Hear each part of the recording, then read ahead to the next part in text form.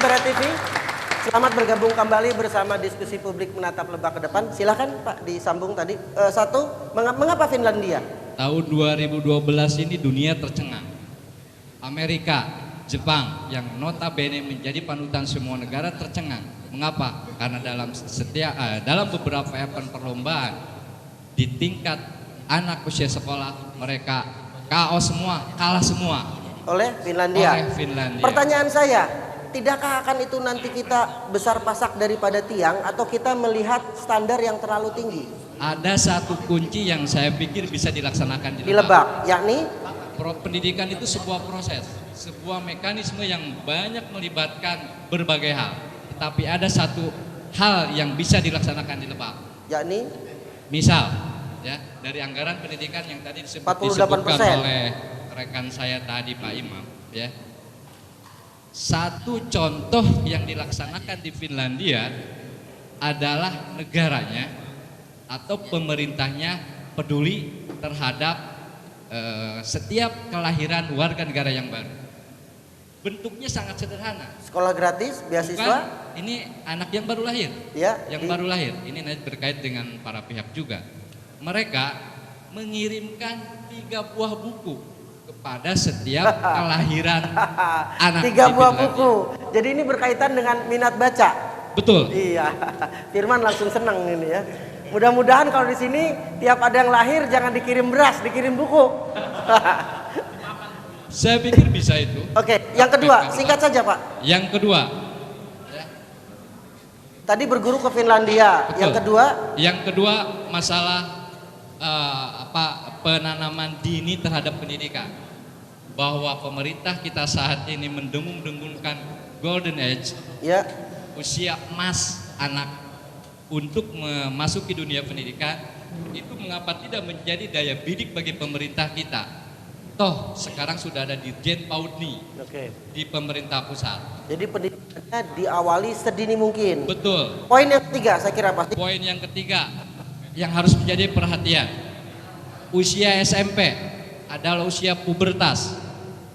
Itu adalah usia yang rentan terhadap hal-hal yang negatif. Ya. Ini juga yang harus menjadi perhatian pemerintah, bahwa ketika tadi infrastruktur, oke, saya setuju. Tetapi ada sisi lain, pembenahan SDM dari sejak dini, itu juga yang menjadi dan perhatian ini mungkin dari kalau pemerintah. berkaitan dengan usia SMP supaya menekan angka putus sekolah dan yang lain-lain. Bukan ke sana. Tetapi lebih kepada penanaman nilai-nilai. Baik. Saya kira ini sudah termasuk sebuah solutif ya. Kita boleh aplaus. Firman, untuk pendidikan, oh ada di sebelah sana. Cek. Terima kasih Kang Fauzi. Nama saya Firman, saya dari Warung Gunung. Tadi kalau saya mendengar dari Pak Maman sebetulnya menarik ya. Ya, memberi buku itu ya? Ya, memberi buku itu. Walaupun nanti bagaimana teknisnya membeli buku, nanti anggota DPRD harus ke Finlandia. Itu nambah kos. Jadi antara buku yang dikeluarkan dengan jalan-jalannya kosnya terlalu besar.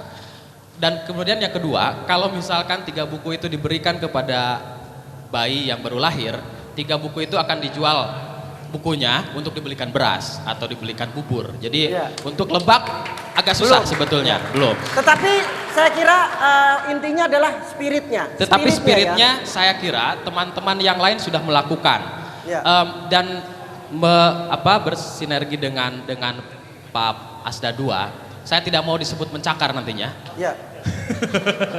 Tapi begini, selain pendidikan formal, ada satu lagi yang mungkin ya itu tadi sering dilupakan adalah pendidikan non formal.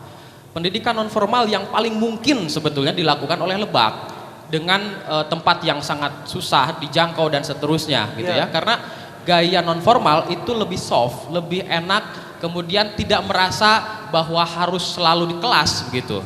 Dengan hadirnya pusat kegiatan belajar masyarakat dan ada paket ABC dan seterusnya, paket ABC.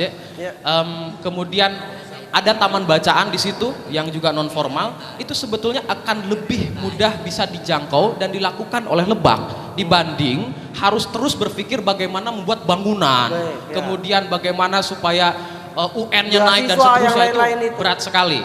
Nah, yang paling mungkin dilakukan, semoga ini tidak disebut sebagai mencakar, adalah mengadakan atau melakukan secara masif pusat kegiatan belajar masyarakat yang di dalamnya ada taman bacaan masyarakat agar Lebak bisa lebih mudah. Baik, secara intinya adalah realitas. kalau saya boleh menyimpulkan Kang Firman, intinya adalah pendidikan itu yang terpenting bisa warga Lebak mendapatkan pendidikan. Persis. Baik formal ataupun informal. Yang penting terserap keilmuannya itu ya.